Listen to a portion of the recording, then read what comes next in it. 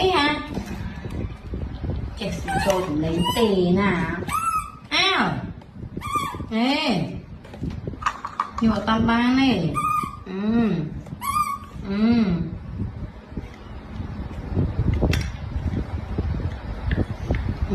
đây trăm pin đây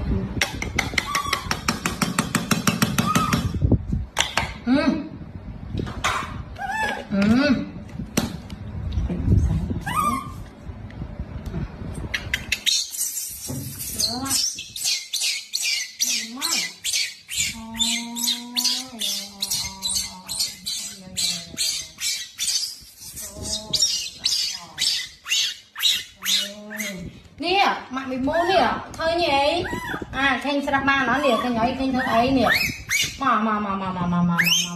con